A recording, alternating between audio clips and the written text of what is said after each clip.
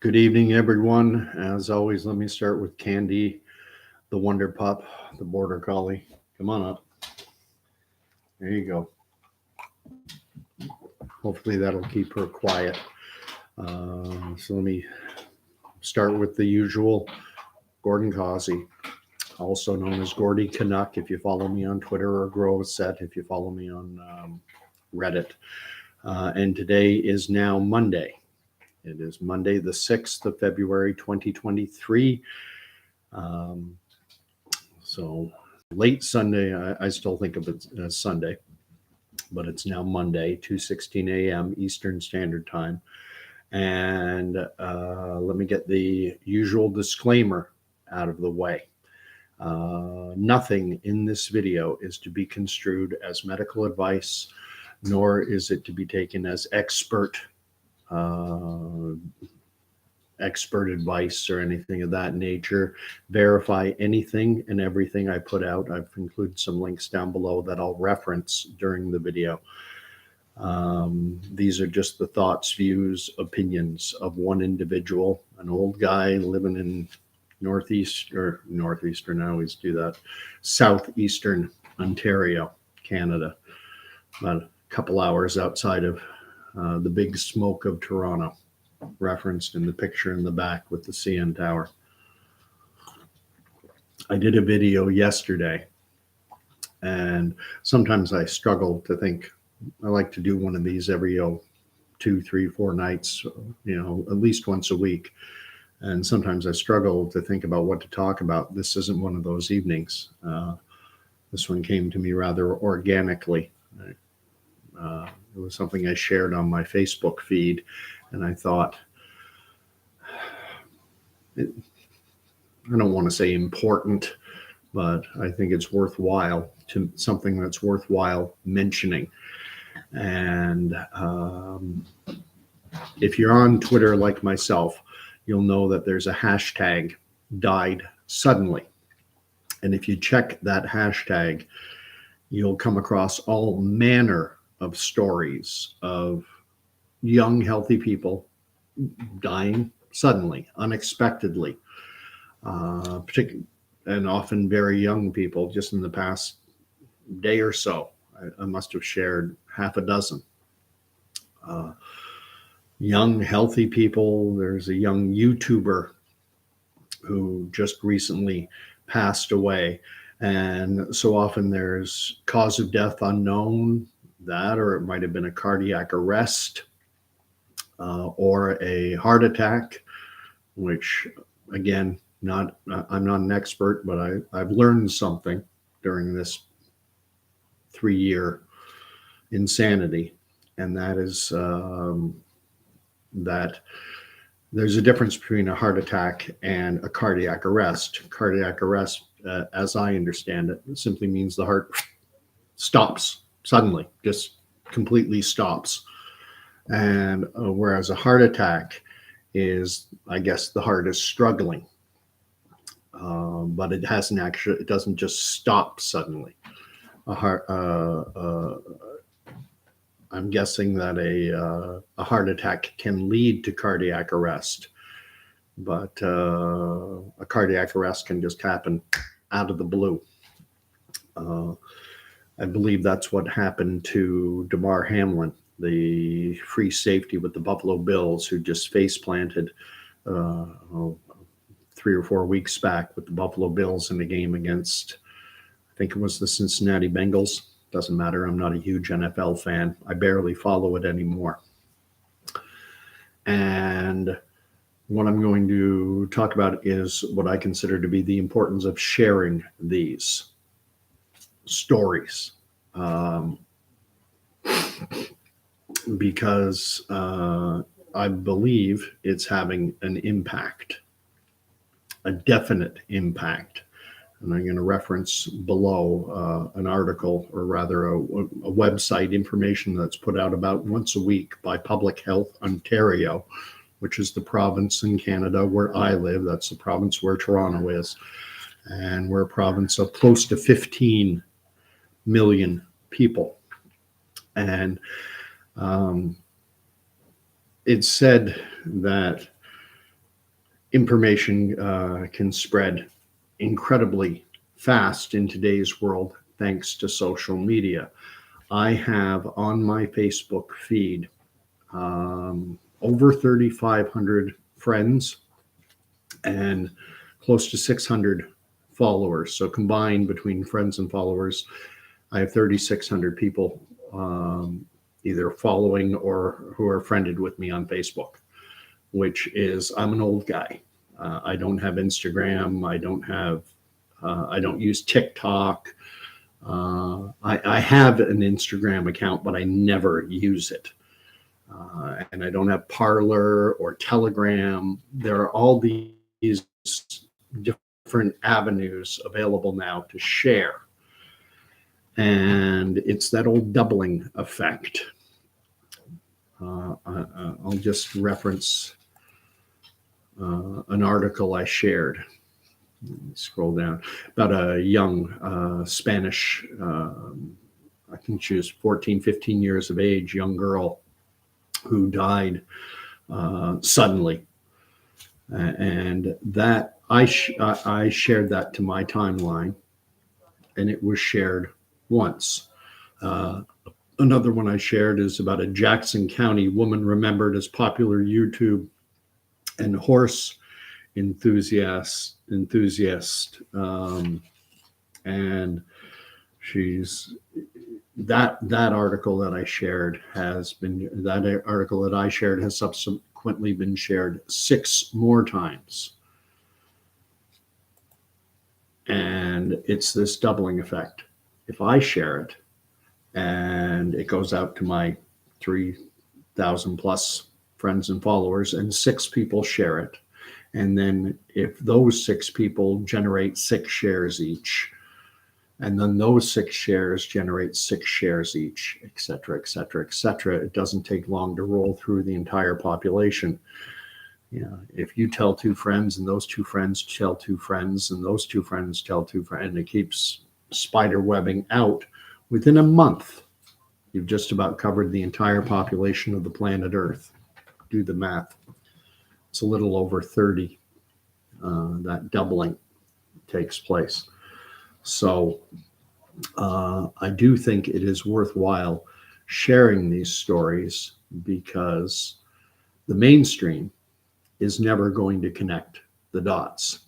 Never, ever, ever. They have no interest in doing that, and I'm going to get into the reasons why. But let's go look at the impact. I wish I was capable of sharing my screen with you, and there's probably a way to do it. I'm just not that technically inclined, but I put the link below. It's the one for publichealthontario.ca. And I'm referencing pages 7 and 8. And this is the surveillance report, COVID-19 vaccine uptake in Ontario, December 14, 2020 to January 29, 2023. So this information is current to up to about a week ago. And I scroll down to page 8. And what it gives is a number of individuals 5 years of age and older who received the COVID-19 vaccine and coverage estimates by age group. And again, it's from Ontario, December 14th, 2020 to January 29th, 2023. Well, a little over a week ago. And what it shows is that of our province of about 14.8 million, so nearly 15 million people, the number of people percentage who have had both the primary series of doses and a booster dose within the last 6 months, it's only 22.7%. So back of the napkin calculation,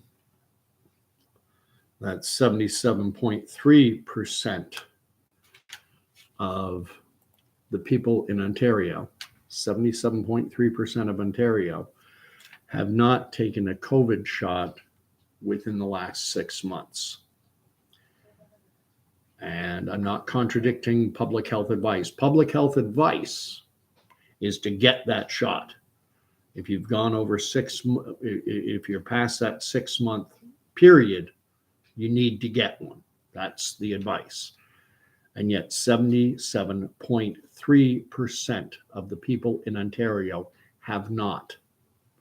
They're, I guess you could say, they're ignoring public health advice. Close to 80% of the population in Ontario is not following the advice of public health officials.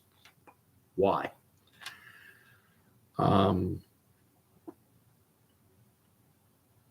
Now, I wanted to get a benchmark of,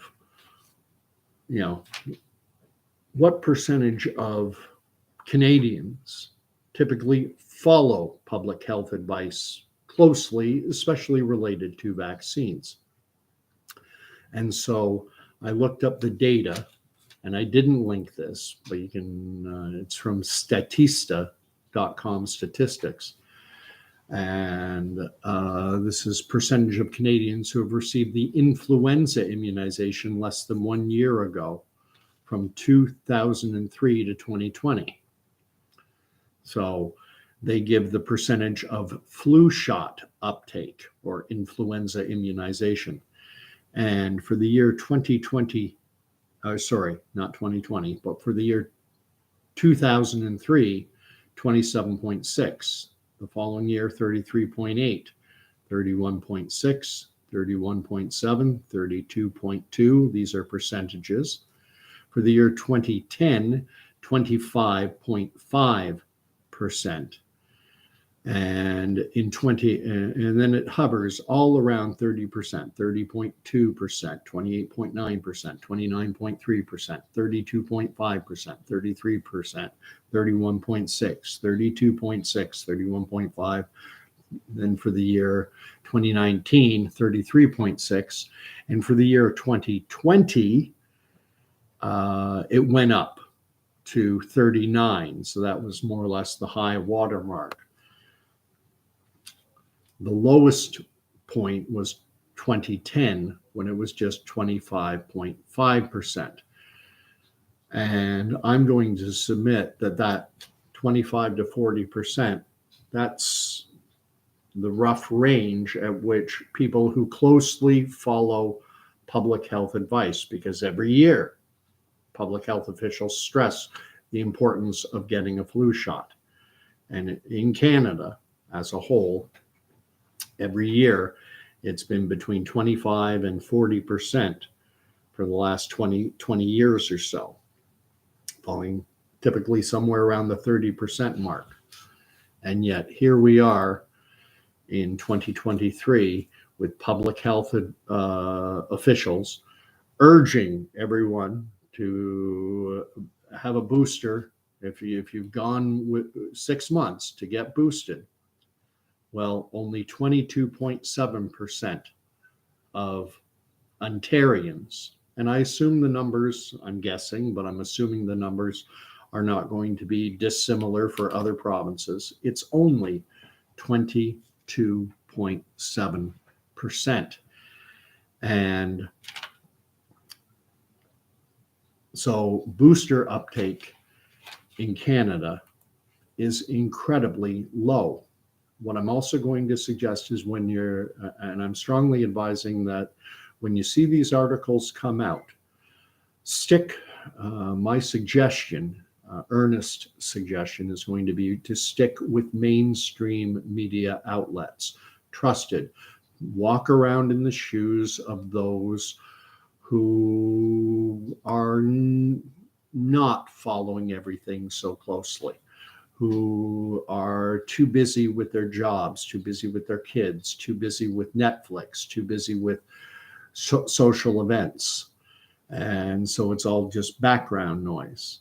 And I'm going to suggest that individuals of that ilk, that if you show them something from Project Veritas or something from InfoWars or something from Stu Peters, they're going to look at it sideways.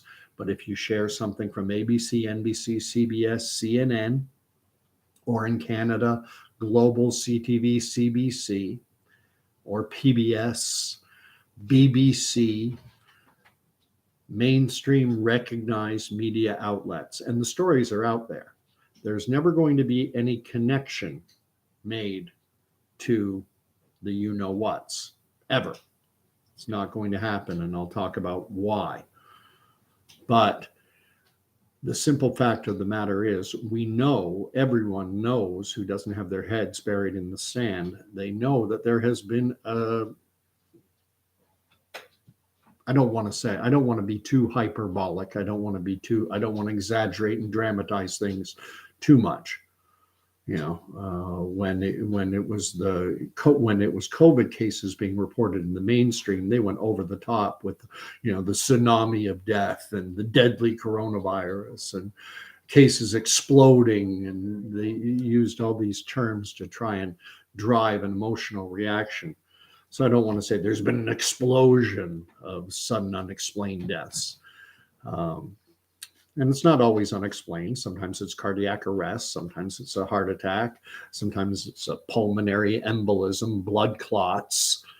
You know, but so often now we're seeing it in kids, high school kids. Las Vegas seems lately to be ground zero. There's been like 4 or 5 just in that city alone. A tennis player, 43 years of age, just dropped dead on the tennis court. They performed CPR and weren't able to save his life. And another woman in Las Vegas I shared on my timeline. And then a while back, there were 2 kids in the same week who dropped dead in Las Vegas. I don't know what it is about Las Vegas, but it's happening everywhere, especially a lot of young, healthy athletes or former athletes. I have to speculate. I wonder, with the number of football players we've seen, I have to wonder about steroid use. I did some reading, and from what I've read, apparently steroids have the potential to cause heart damage. So if someone is either currently taking steroids or has a history of having taken them in the past,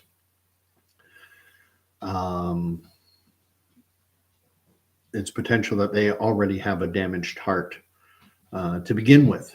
And then if something comes along later, goodness knows what, that damages the heart further. And steroid use is a tricky one because typically it's done on the sly. Steroids can be prescribed by a doctor in rare instances and for medical reasons. But a lot of the people who take steroids do it for personal reasons, to improve performance, to improve appearance. They want to look jacked up. I used to work way back around the year 2000, so we're going back nearly 25 years now. Young guy I worked with, we were both young at the time, and he was I guess a semi-professional or an amateur bodybuilder. And I asked him at one point, I said, "Do you juice?" And he said, I submit and to all the testing requirements and in agreement, whatever. It was almost like I was a journalist asking him the question. He was giving me the pat answer. I went to high school with guys who, I remember one in particular was a real jerk. He was always on edge, always, always jacked up, always hyper. And I didn't like the guy. And then years later, I met up with a friend, and we were talking about this individual, and I had mentioned how I always found Ken to be such a jerk and always so, keyed up. And Steve said to me, "Well, he was juicing." I didn't. As a matter of fact, I know that steroid use goes all the way back to the 60s. I have a family member who had a tryout with a professional Canadian football team in and around the year 1960. Didn't make the team, had got a tryout after high school, did not make the team, but the team, the Rough Riders out of Ottawa, were willing to set this family member up on a scholarship with a Division II school in Ohio or somewhere in the U.S. Midwest, and not knowing whether he should accept the offer or not, went to another former high school student, a friend of his, to find who had done this, who had tried out for the Rough Riders, had taken the scholarship offer and had gone down the States. And in speaking to this individual, my family member was told, don't do it. All they do is they jack you up on steroids, want to get you that big bull neck. But because you're a Canadian, if you get hurt, your scholarship is gone and they treat you like a tackling dummy. Don't do it. And he didn't. So steroids have been around for a long time. And even though after the Jose Canseco era and everything kind of, and all the suspensions in baseball in particular, just because it's not being reported on anymore doesn't mean that there aren't people still juicing. But I'm starting to ramble a bit, and I apologize. That's my style. It's what I do. But I wanted to talk about the reason why this will never be reported. Now, in quoting those statistics from Public Health Ontario, they break it down by age. How many 5 to 11-year-olds have had a booster within the last 6 months? And it's 7%. For 12 to 17-year-olds, 8.7%. That's the same percentage for 18 to 29-year-olds. Again, 8.7%. For 30 to 39-year-olds, 13.5% have had a booster within the last 6 months. For 40 to 49-year-olds, we're up to 17%. When you get to 50 to 59-year-olds, my bracket, 24.4% have had a booster within the last 6 months. For 60 to 69-year-olds, 39.4%. 70 to 79-year-olds, 54.2%. So once you get to the 70 bracket, the majority of the population has had a booster within the last 6 months. And for 80 plus year olds, it climbs to 56.1% of that population at that age. So as people get older, the statistics bear out, and I'll take them at face value, that people are more likely to roll up their sleeve to get a booster every 6 months. And that's significant because down in the United States, the FDA and the CDC have announced that there has been a statistically significant increase in the number of strokes happening to older Americans.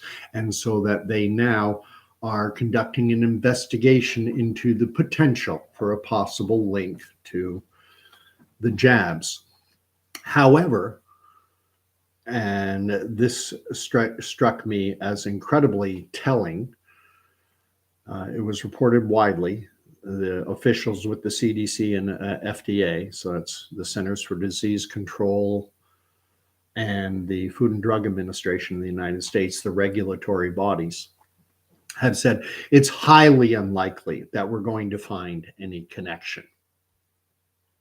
And that's surprising. That speaks, in my mind, to bias. And science is just supposed to simply look at the facts without bias and let the facts speak for themselves. But before even conducting the investigation, they said, well, it's highly unlikely we're going to find anything. Can you imagine a jury being impaneled in a murder trial and someone getting up to be interviewed to see, if they're going to be chosen to sit on the jury, and being asked if they have any preconceived, if they have any opinions, and if an individual said, well, I've pretty much made up my mind that the guy's innocent, but you can put me on the jury anyway. That guy's not going to be, or woman, that person is not going to be impaneled. They're going to be rejected. They're going to be declined as a juror because they have a bias. And yet here we have the FDA and CDC both proclaiming that, well, it's highly unlikely we're going to find any connection. Surprise, surprise. When you consider the amount of money, Pfizer was a keynote sponsor or a title sponsor of the Oscars. Watch CNN, ABC, CBS, watch all the mainstream media outlets and watch and see how many advertisements you see for pharmaceutical companies. And then you also look at the revolving door nature of how individuals go from the pharmaceutical industry to working for bodies like the CDC, FDA, Health Canada. There's one great example, and I forget the gentleman's name, but if you type into Google Pfizer habitual offender, you will find an article published on PubMed by the National Institutes of Health, Centers for Bio Something Information. They have an article detailing all the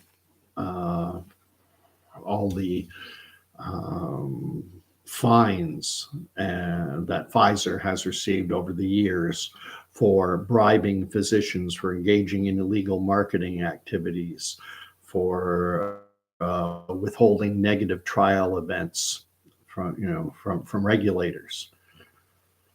And now you have in that article, it notes that the CEO at the time of Bextra, which Pfizer was fined billions of dollars for all those aforementioned violations, illegal activities. The CEO went on to a senior position with Health Canada.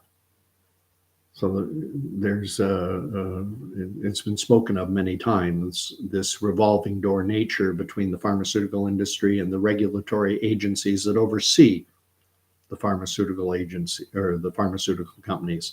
So if you're a regulator and you're overseeing Pfizer, Moderna, Novartis, GSK, Teva, boatload of them, Sanofi. If you're doing that, there's a very good chance that at some point in the future, you could be working again for a major pharmaceutical. So how harsh, how strict are you going to be in your enforcement? That's an open question. Now, the last thing I want to bring up is there's someone who subscribes to my channel and comments on occasion. If you want to comment now, I see I've had 1 or 2 people watching, and I thank you for the thumbs up, guys. 986D, I don't know if he's watching now. He's in Ireland. But he brought to my attention a gentleman by the name of John Campbell. And I'm going to strongly suggest, I'm going to endorse, if you will, to subscribe to his channel. It's linked down below. His videos are 100 times better than my own. He is a former, well, actually, I think he's still a current. He's a professor. He teaches nurses. He has a degree in nursing himself. His PhD is in digital education of nurses. And he's what I'll call a data hound. He just looks at the data. He just looks at the numbers. And he goes through it very methodically, much better than me.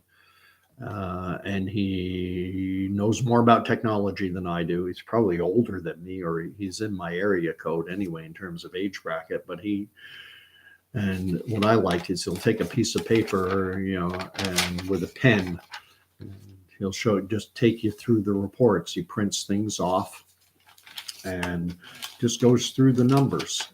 And I guess late in 2020, early 2021, he was a big advocate of the jabs. He said things like, the science is unequivocal. It's undeniable, and then the data. Then he started looking at the data, and he did a 180. He turned around 180 degrees. And I think he's far better to share what he's putting out than Stu Peters, than Project Veritas, than InfoWars, than any of these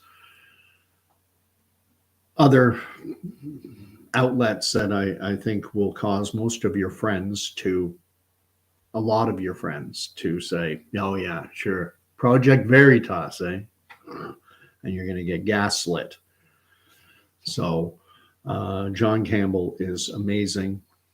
My opinion on him could change, but as things stand currently, I think he's outstanding. And he just, in his most recent video, dropped maybe within the last 24 hours, definitely within the last couple, 3 days. He takes a snippet from the British House of Commons, where a member, I assume, of the opposition is talking about what we're talking about, what I'm talking about right now, and that's this, significant increase. If I want to be hyperbolic, I'll say this explosion in sudden unexplained excess deaths, and calling on the government to conduct an investigation. And the government member who responded to this opposition party member brushed it aside and said, well, you know what, excess deaths are happening in yes, they are happening in the UK, but they're also happening in Wales and Scotland and Northern Ireland. They're happening all over Europe. Yeah. So what? So what if all of a sudden a bunch of people normalizing this idea that it's just normal for kids to be walking around school and all of a sudden, die of a blood clot to the lung or a blood clot to the brain or a heart attack or unexplained reasons. I know too many of myself personally. And we know, I mean, the ultimate thing is there's never going to be a definitive connection made. It's an impossibility. We've got the foxes guarding the hen house. And so the reason the chickens are dying is never going to be because of the foxes. They're going to blame something else. It's climate change. It's kids gaming. It's, I saw one, I can't decide whether it's been discredited or not, but one is saying eggs. Punk my video. They said they ramped up their efforts. I rolled up my sleeve. Now I have side effects I can't believe. It has occurred to me. I'll be honest.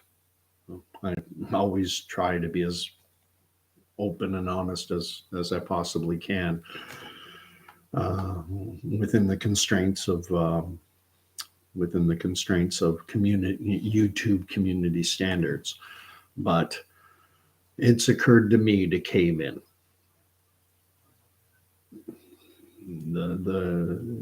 Even recently, because I look at the way this world is going and the move away from cash, the move to a cashless society where every single financial transaction that you're engaged in is tracked down to the, right down to the digital penny. And that, Bob, that's Orwellian. Think of a grandparent reaching into their pocket and slipping their grandchild a $5 or a $10 or a $20 bill, or if you're British, a £5 or £10 note. The joys of that gone. If you gamble, thinking, which is something I've done in the past, I don't do it anymore. But if you want to get together with your friends and have a little game of Texas Hold'em or poker, whatever, and well, that would all be tracked now because there's no physical money.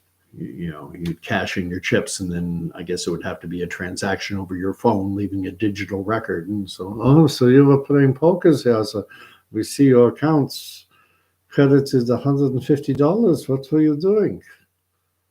So this is the type of world that we're living in, or that is envisioned by outfits like this World Economic Forum, the 15-minute city, where you're restricted to living in a zone of a 15-minute walk or bike ride of your residence.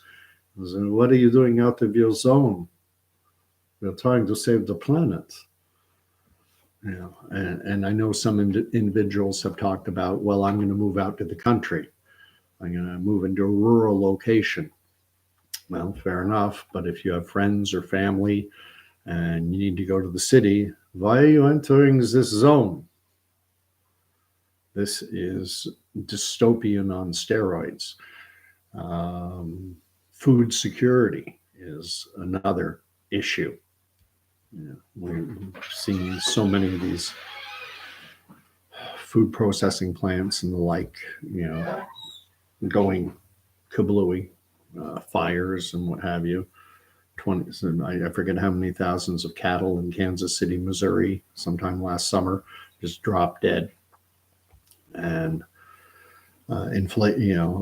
monetary security, how secure is our economy?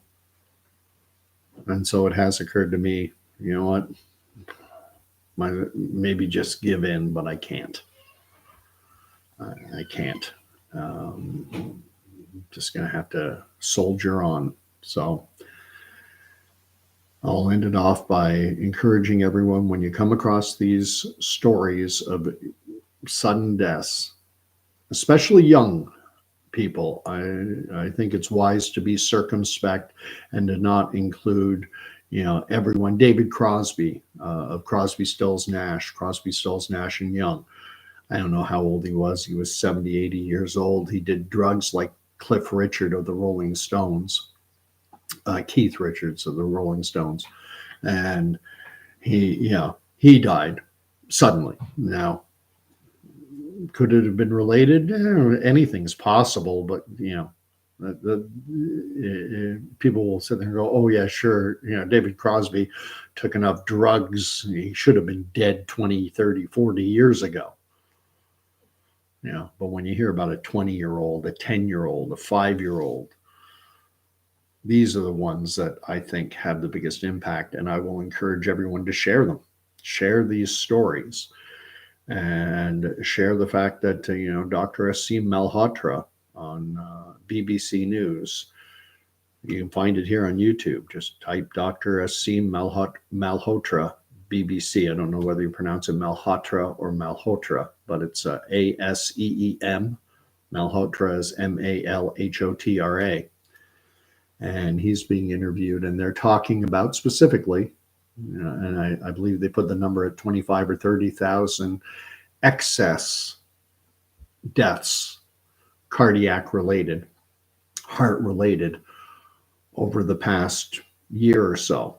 So they have a certain number of events that they expect, a certain number of deaths that are expected, and negative adverse cardiovascular events, a certain number are expected, and they've had 25 or 30,000 more than they were anticipating. Why? According to the British government, oh, well, it's nothing to see here. It's happening everywhere. It's happening everywhere in the developed world. Look all over the UK, all over Great Britain. Look all over Europe. Yeah, it is happening. And people are, while the news will never connect the dots, while the FDA and CDC, another point to make is check out how much funding health agencies like Health Canada, FDA, CDC, EMA, European Medical Authority, check out these countries and the amount of money they receive from the pharmaceutical industry.